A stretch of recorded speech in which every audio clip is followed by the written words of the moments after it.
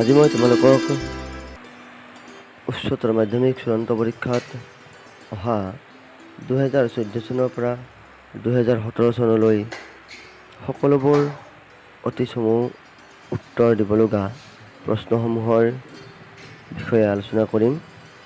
পোনপ্ৰথমতে মই 2014 চনৰ অতি চমু প্ৰশ্নৰ উত্তৰসমূহ ক'ম। প্ৰশ্নটো আহিছে, ৰঘুবংশ মহাকাব্যৰ নায়কজনৰ নাম কি? ইয়াৰ উত্তৰটো হ'ব ৰামচন্দ্ৰ। দ্বিতীয়টো প্ৰশ্ন আহিছে, ৰঘুবংশমৰ ত্ৰয়োদশ সৰ্গত সৰ্বমুঠ কেইটা শ্লোক আছে? উত্তৰটো হ'ব 79টা শ্লোক আছে। তৃতীয়টো প্ৰশ্ন, শ্ৰীমদ ভগৱদ গীতাত কেইটা অধ্যায় আছে? উত্তৰটো হ'ব 18টা অধ্যায় আছে। পৰন্তপ বুলিলে কাক বুজায়? পৰন্তপ বুলিলে অৰ্জুনক বুজায়। নাগানন্দম নাটকৰ নায়ক কোন? উত্তৰটো হ'ব জীমূতবাহন। নাগানন্দম নাটকৰ আধাৰ গ্ৰন্থখনৰ নাম লিখা। নাগানন্দম নাটকৰ আধাৰ গ্ৰন্থখনৰ নাম হৈছে কথা হৰিত সাগৰ। সমদেৱ কিতাপখনৰ লিখক হ'ল সমদেৱ। ৰত্নাকৰম শব্দটোৰ সংস্কৃত প্ৰতিশব্দ দিয়া। ৰত্নাকৰম পদটোৰ সংস্কৃত প্ৰতিশব্দ হ'ল সমুদ্ৰম। আশুকবি বুলি কোন পৰিচিত? আশুকবি বুলি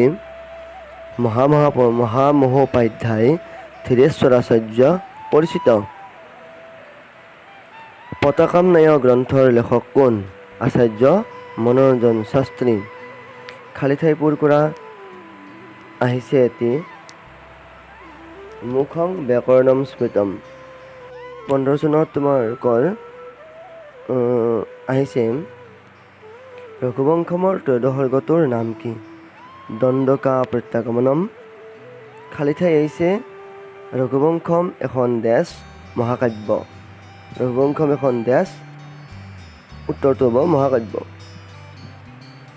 কেতিয়াবা এই কুৱেশ্যনটোত ৰঘুবংশম এখন মহাকাব্য, খণ্ডকাব্য এনেদৰেও আহে। গীতাৰ আধাৰ গ্ৰন্থখন কি? গীতাৰ আধাৰ গ্ৰন্থ হৈছে মহাভাৰত। গীতাৰ দ্বিতীয় অধ্যায়ৰ নাম লিখা। সাংখ্যযোগ। ঘোড়াকেশ বুলিলে কাক বুজায়? অৰ্জুনক বুজায়। নাগানন্দম নাটকত কেইটা অংক আছে? 5টা। বৈনতীয় কোন? গৰুড়। প্ৰয়োগৰ ৰত্নমালা ব্যাকৰণৰ লেখক কোন? মহামহোপাধ্যায় পুৰুষোত্তম বিদ্যাবাগীশ। প্ৰকামকামৰূপম এখন খণ্ডকাব্য। হয় নে নহয়? উত্তৰটো হ'ব হয়। প্ৰকামকামৰূপম কাব্যৰ কেতিয়াবা লিখকৰ নামো আহে। লিখকৰ নাম হ'ব আচাৰ্য মনোৰঞ্জন শাস্ত্ৰী। ডক্টৰ বিশ্বনাৰায়ণ শাস্ত্ৰীয়ে ৰচনা কৰা সংস্কৃত উপন্যাসখনৰ নাম কি? অবিনাশী। এতিয়া 2016 চনত অহা প্ৰশ্নসমূহৰ উত্তৰ মন দি শুনিবা। ৰঘুবংশমত কিমানটা সৰ্গ আছে? 19টা।